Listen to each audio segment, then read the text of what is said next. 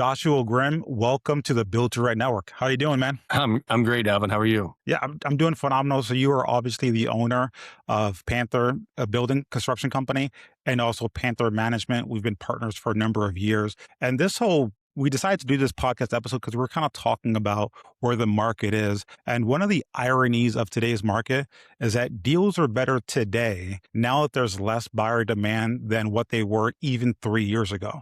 Like deals are better now because there's less inventory, less buyer demand, and builders like yourself have to be a little bit more aggressive to make deals work. Also, we're kind of in that time period where we kind of bottomed out. And now we're in that stage where you know the numbers, you have confidence in numbers, and it's only uphill from here. Yeah, no, absolutely. We'll go through some of the data. I like to live in a world of data. I'm an investor myself. I own 100 units myself in this market, so very intimately involved. Been investing here for 17 years, and so I always try to let the data guide me. And we put together some data from some different sources, and it really I think tells a compelling story. So I like to share some of that data with you and your investors, and kind of give my big, both near term data and also long term data that shows kind of the opportunity on a longer set. So.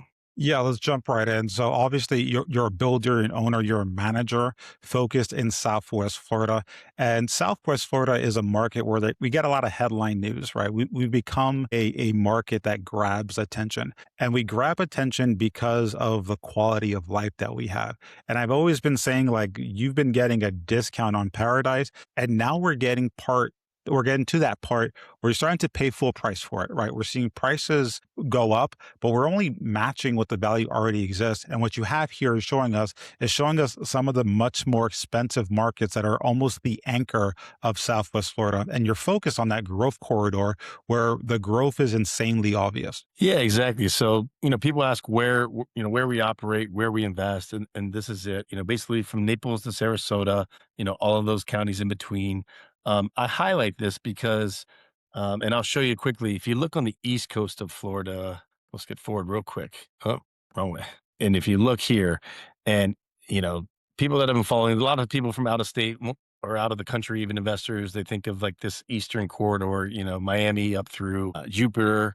And basically, if you look from the ocean to the Everglades, it's fully built out. If you spend any time there, it's one giant suburb. There is no more developable land, so everything is just skyrocketed in price. It's double or triple. I mean, some of the multifamilies we'll present today for just over 500,000. I mean, you can't touch for anything below a million, million and a half over there. It's just a different world.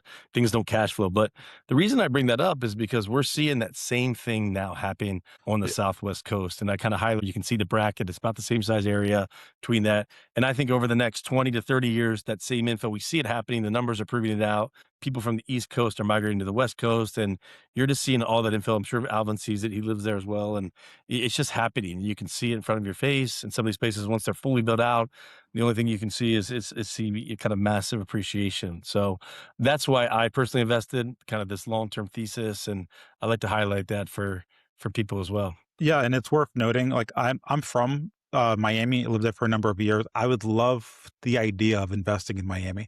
Numbers just don't work. So, and it really comes down to the cost of land and wages. Believe it or not, the East Coast and West Coast, they make about the same money. There's not too big of a difference in income. What is wildly different is the cost for land. So the only thing that makes sense on the East Coast is to knock down an old shoe factory or an old distribution center and then build 100 unit condo. That's the only thing you're seeing being built there because you need to build so many units per that price per acreage. On the Southwest Florida, incomes are about the same, but the land costs are dramatically less. But what we're going to talk about today is it's changing. There are now spots even in Cape Coral, which we're going to talk about, where the land cost isn't that cheap anymore. So now we're looking, hey, what are the next adjacent areas where the land is just as cheap that we can actually make the deals cash flow? But these opportunities are not going to stick around for a while, which is, again, why you've been so focused on this market. This is not a market that will permanently be affordable. It's affordable now, but 5, 10 years from now, it won't be. Yeah, no, all great points. I mean, imagine if you can invest in Miami in like mid 1990s prices. That's kind of the Southwest Florida opportunity, right? So if you want to invest in Miami, but get those prices, this is your opportunity. Similar thing, but just highlights here some of the stuff on the state. I don't want to spend too much time on it, but you've probably heard this a lot. Texas and Florida kind of flip flop between the number one and number two, top growth states. UHA puts out their survey. It was the number two growth state.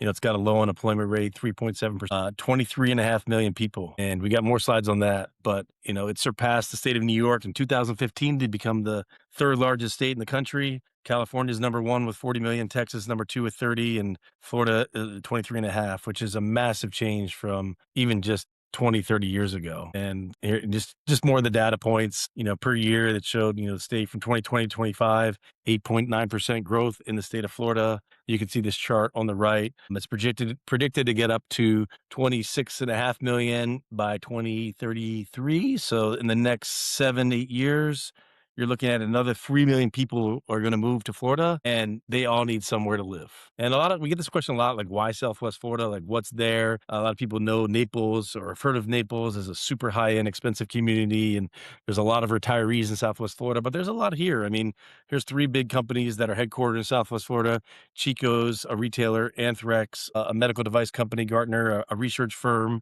Major League Baseball has a major presence here. The Twins, Red Sox, Braves, Rays all have their operations and presence there. A major university, Florida Gulf Coast University there. And then Amazon is building one of their most state-of-the-art distribution facilities in the entire country, right here, where we're talking, where we want you guys to invest, right in between Lehigh and Cape Coral. And I got a little details on that. Yeah, and Amazon, if you want to go back to that slide, Amazon already has 2 warehouses here locally. I actually used to work for Gartner, and they're the world's largest IT research firm in the world, Fortune 500 company, and they're actually based out of the Northeast. And the problem they had was they had a hard time recruiting for talent. Which is, again, I got hired because I was recruited to come to Southwest Florida by Gartner. And it was very difficult for, a company based out of the Northeast to recruit someone from Chicago to move to Northeast.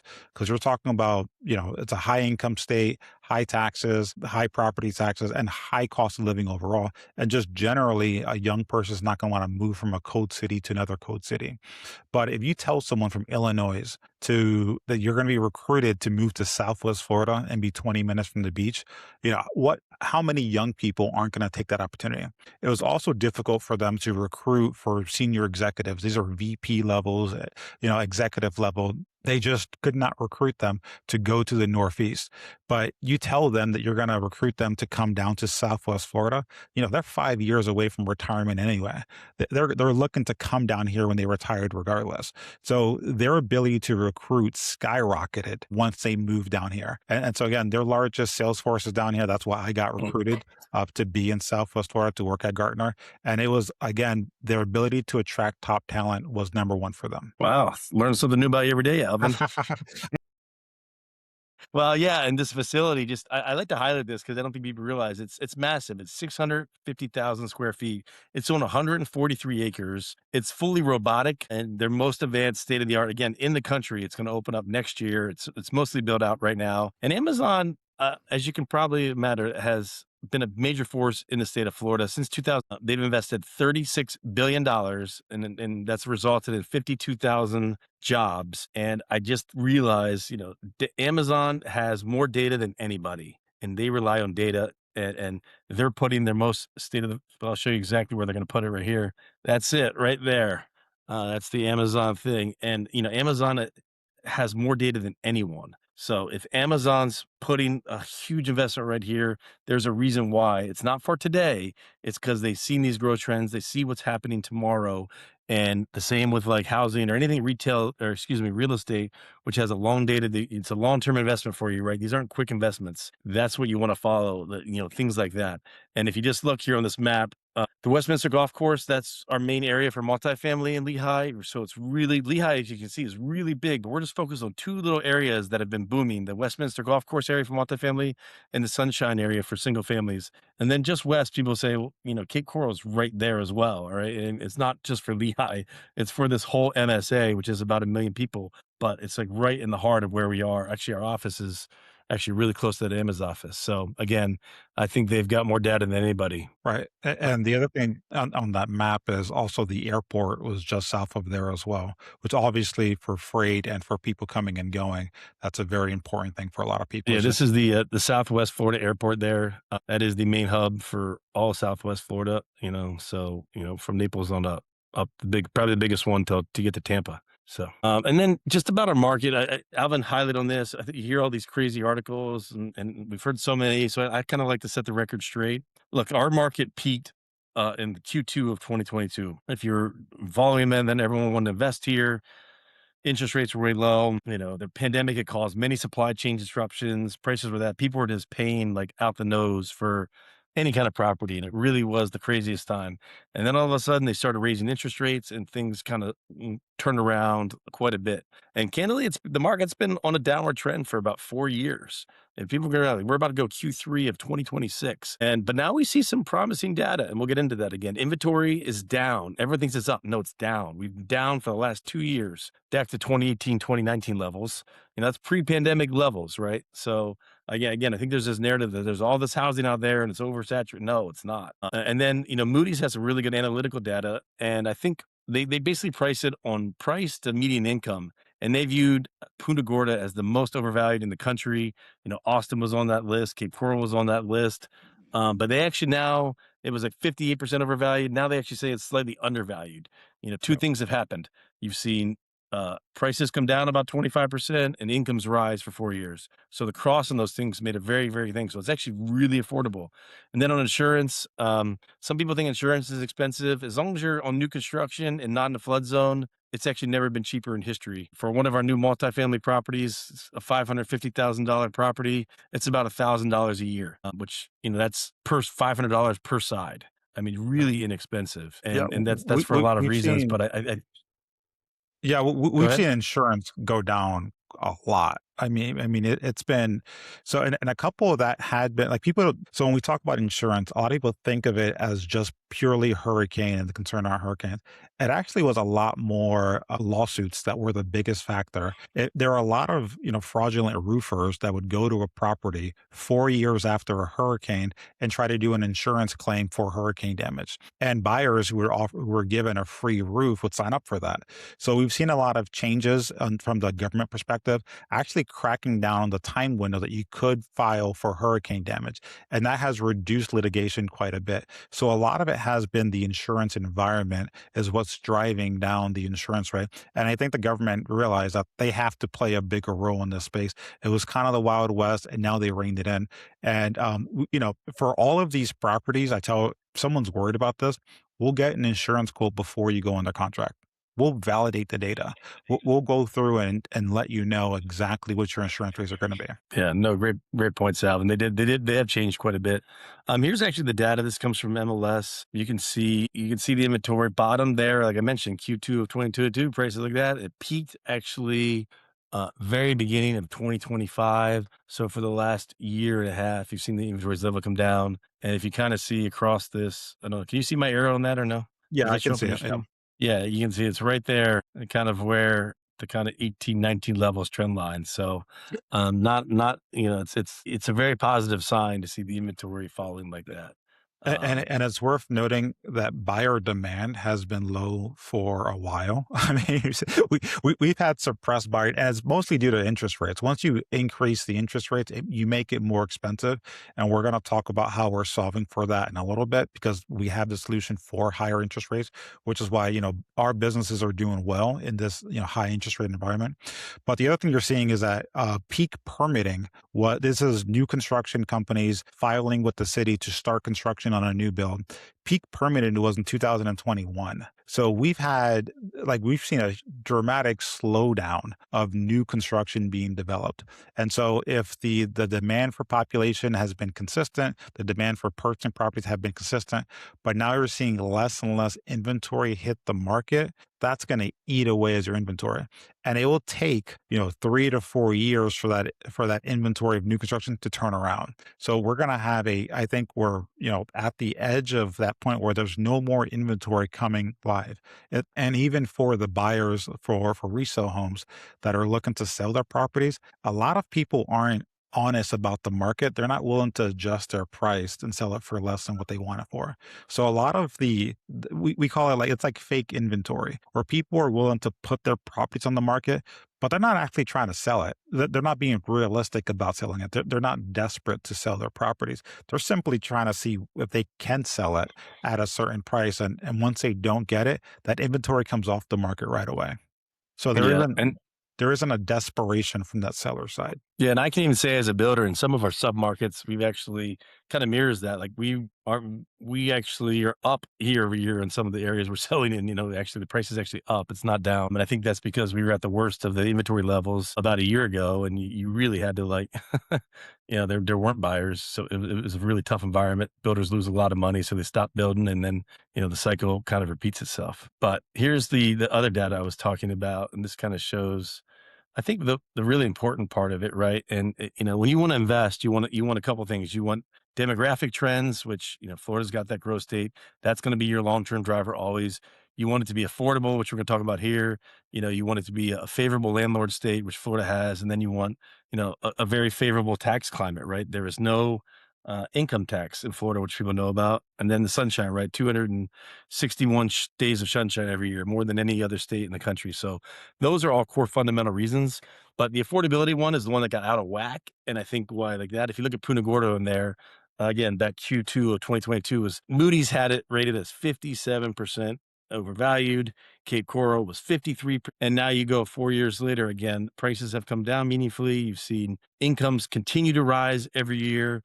We have some of that stats later for some of the median incomes, and now slightly undervalued there, pretty fairly valued in Cape Coral and some of these other cities. But it's been a long process. It's been a full 4 years, but I think this is the most exciting part to me because you really back into really where you should be, kind of based on norms for affordability. Yeah, and I want to talk about something from the builder perspective that you've seen yourself firsthand. Is when someone decides they want to be a builder, they have to decide, hey, is this a short run thing? Do I just want to maximize profits on one or two deals, or is this a long term plan that I have?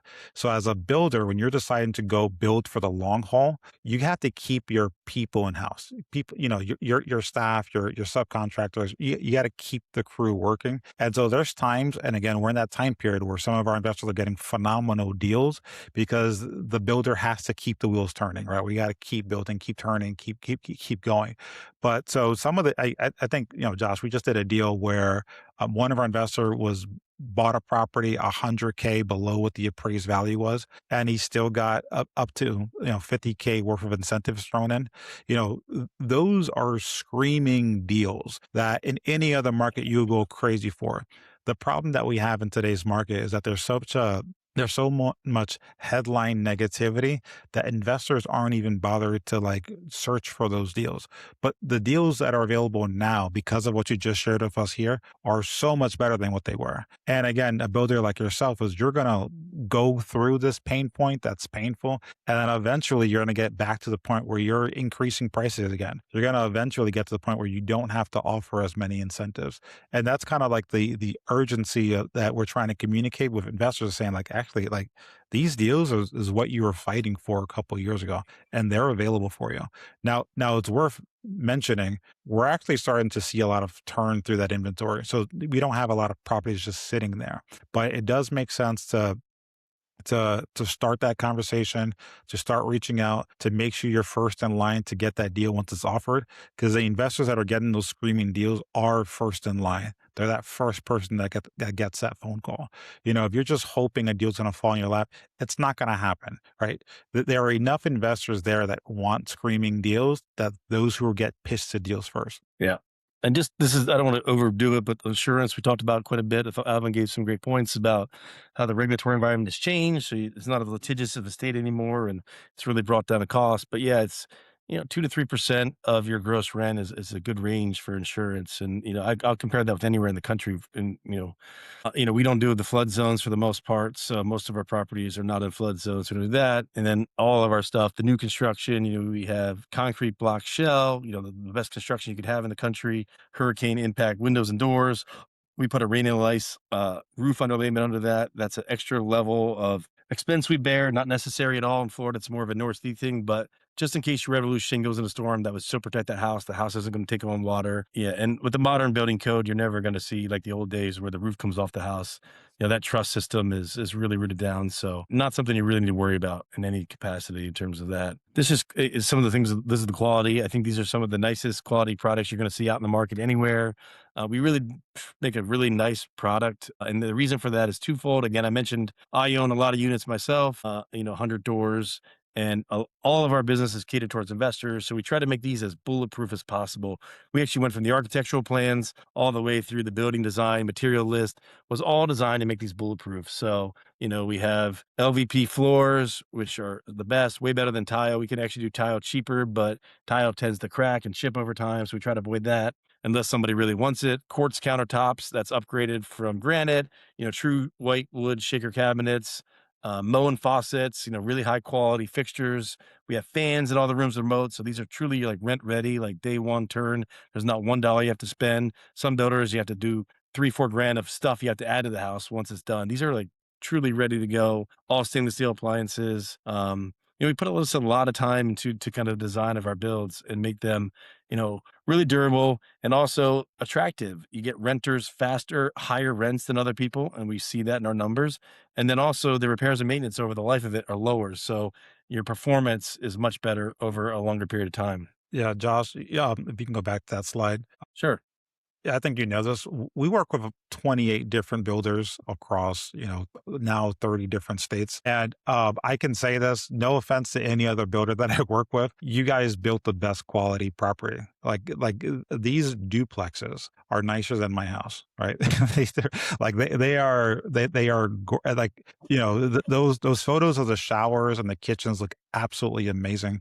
And when I spend a lot of my time working with builders, putting together pro formas, and there's certain numbers that you don't know exactly where they're going to land. And when you compare them to another property versus this property, you have to skew them accordingly because you don't know what these numbers are going to be. Those two numbers are going to be your maintenance costs. Where I always tell people, if you're buying some fixer upper or some 15-year, 20-year home, your maintenance is going to be like 3 times higher than a new construction, not just for the warranty and things like that, but also just the way that they were built. Even in your design choices, going with, thicker countertops makes a big difference. Going with more durable flooring makes a big difference. The other major expense is your turnover costs, not just the cost of placing a new tenant, but if you get a beat up property that doesn't call for higher rents, it doesn't draw demand, you might go 2, 3 months to replace a tenant and put a new one in.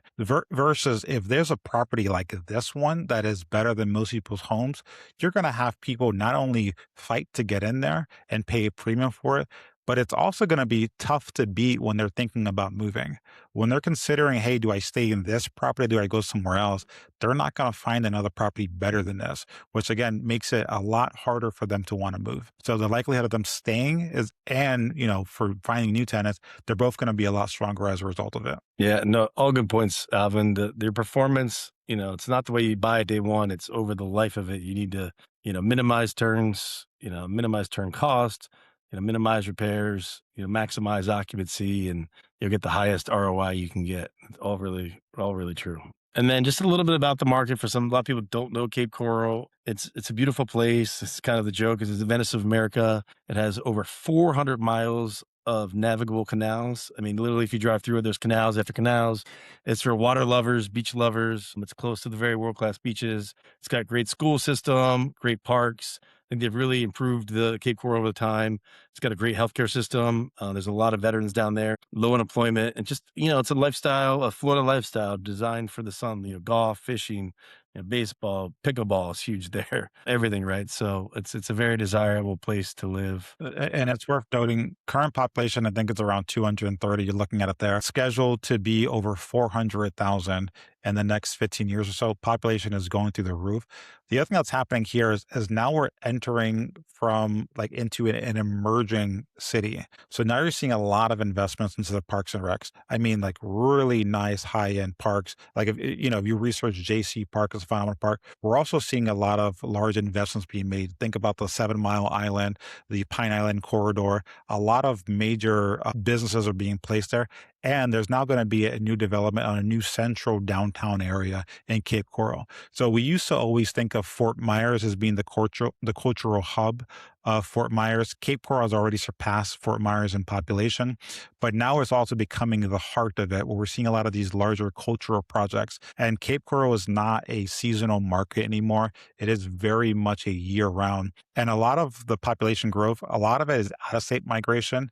So, as an example, the number one destination for people leaving Chicago is Cape Coral, direct flight. Like they're coming straight over here. And then we're also seeing a lot of in-state migration. A lot of people from Orlando, from Tampa, from Miami, they find Cape Coral to offer a higher quality of life while being a lot more affordable. So a lot of in-state migration is also moving to Cape Coral. Yeah, and I think this is actually the wrong chart. I apologize about that. This actually shows the whole MSA down there for Southwest Florida, but Alvin said the right numbers. It's about 250,000 people in Cape. The max capacity is about 400,000 people, and in the current trajectory, sometime in the 2040s, it's expected to reach max capacity. So again, once those numbers happen, I know that's a long time away, but that's when we see just massive appreciation, Well, kind of Miami style. And and it's worth noting, Cape Coral, you guys do a lot of duplexes, and you can probably speak to this. There's aren't that many duplexes lots available anymore. Now we're seeing a lot more either single family or it's larger apartment buildings. But the ability to buy a duplex, which for a residential investor is super important because of much more favorable loan terms, they're just not going to be available much longer. yeah, and that's a great point, Alvin. I don't know the exact numbers, but it's probably about 5% of the land is like multifamily, 95% single family. So obviously much, much more. But a multifamily lot is about $125,000. So it is not cheap by any stretch of the imagination. So those days are over of cheap multifamily lots. This is some of the census data here. You can see in 2020, it was 195,000 people. They're now saying it's 245,000, give or take. The MSAs between 875 and a million people. The median age, it's younger than I think people realize, 45 to 49 years old, which I think is a really good sign. That's trended lower over time. More and more young people keep moving here. I know 45 is not necessarily young, but it's younger than I think people perceive Florida to be. And again, by the end of the 2040s, it should be fully built out. Here's an important number for you. Median household income is 82,894, almost 83,000. If you look at the house prices, anybody can afford a house on with a median income, and the average income is even higher at 100 grand. So, given the current home prices, literally everyone can afford. Lehigh or other market, it's right there. Great access to I-75, kind of similar. It's also close to the beaches, a good school system, parks, healthcare, low unemployment, all the same things that Cape Coral has. Just doesn't have those pretty canals. Not quite as nice and pretty of a community, but it offers a very good commuter lifestyle. We have a lot of renters that commute to Naples, which again, there's no ability for kind of the working class to be able to afford a normal place. And so we see a lot of that demand being pushed out. It's about a 30-minute drive from those properties there. We see a lot of tenant demand, and it's been another huge growing market is Lehigh. Yeah, and it's worth noting that with Lehigh specifically, we're not in a like Lehigh now has brand recognition where we're now seeing, multiple generations live in Lehigh and people know someone who lives in Lehigh. So now we're at the stage where it's like, oh yeah, my uncle lives in Lehigh. Oh yeah, my grandmother spent time in Lehigh. People are very aware of Lehigh, and people that love Lehigh, they love having a sense of freedom. Like you really get the sense of the American dream there. It's people who love being outdoors, love active lifestyles, love being with family and friends. And so a lot of people, again, we're looking at Cape Coral and Lehigh, a lot of people choose Lehigh Acres because of that sense of freedom that's there, because of the sense that you can that you're in a less how would you say it? Less Less like stringent environment. There's not yeah, as many yeah, rules or yeah. regulations, where like you park your boat or something like Right. that, where it's like Cape Coral is very restrictive in some of those and some of the HOA communities, Lehigh definitely has some more, a little bit looser in that regard where people like, I mean, they don't want the government in their backyard. And that's been a big driver too. So yeah, it looks like, the census, you can see the growth there, 114,000 in 2020, 136,000, and continuing to grow. Again, we only focus on some very small subparts of Lehigh. It's a pretty big thing, but the population has quadrupled since 2000.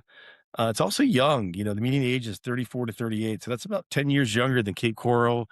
I think you see that reflected in the median incomes, about 67,000. Obviously, younger people don't make as much as people in their 40s, but I think that, as these people get older, they will make more money. And I think that bodes well for the long term growth of Lehigh as well. This is a typical build, glass shower doors, again, not cheap, fully tired, tile bathroom, tile shower, dual vanity. They're just nice. You want to live them yourself, as Alvin said.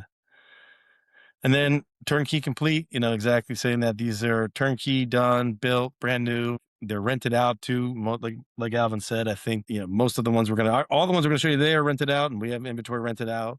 So all your numbers. There's no mystery. Every single one of them in your pro forma. This first one is a Lehigh Acres duplex, brand new construction. It's rented out both sides at 1795. We always do like five below, so instead of like 1800, it's just $5 less. But then you can see the math, right? You need to put 148,000 into this deal. There's no HOA here, which is nice. A lot of people like it, and you're going to cash flow over 1,200 bucks a month in year one. So getting, 10% cash on cash new construction. I don't know many people offering that out there in the space. Oh, oh, it's insane. Yeah. So we've got a couple of these. This is a single family. We've never had one this affordable. This is our kind of a smaller house, 3 bed, 2 bath, 1 car garage, under 300,000. We've never had this price point, 299.9. Again, also offering that buy down. So you as an investor are paying 3.75 interest rate. That's, in my opinion, free money. Inflation is between 3 and 4%. Anytime you can borrow at the cost of inflation, it's really free money. You should take as much of that debt as you can. This little house is rented and it's cash flowing over 600 bucks a month. Again, a 9% cash on cash. And then Cape Coral, here's one similar story, a little bit more than Lehigh one, 550. Again, this has the 3.75 interest rate, 1 year of prepaid management. It's not highlighted there, but Alvin talked about that a little bit, and cash flowing over 1,100 bucks a month. Taxes just a little bit higher in Cape than they are in Lehigh, but beautiful properties. Again, all rented, tenanted, ready to go, turnkey. You cash flow the day you. Yeah, one of the things that I typically say when I speak about your group is you guys are an investor first, and but you guys hold on to some of these properties. So, for example, like Panther Management, it's the same management company that you use for your properties, right? That's Yep. who you're using for your own properties is the same opportunities that you're giving to other investors to be able to use. The same properties that you're building for yourself, for your own portfolio, is the same properties that you're selling to the investors. There's no difference in it. So when we look at some of the decisions that are made, it's designed because you want your properties to be that way. And that's kind of the standard that you have for your own portfolio. So our investor gets to participate in the same deals that the builder would do in their dream properties. Josh, thank you for that information. If you're an investor looking at opportunities like this, you can go to buildtorent.com to learn more information and schedule a consultation. We'll be happy to run through this slide or answer any additional questions you may have. Josh, thanks again for your time. Look forward to catching up next time. All right. Thank you guys. Thanks, Alvin. Thank you, man.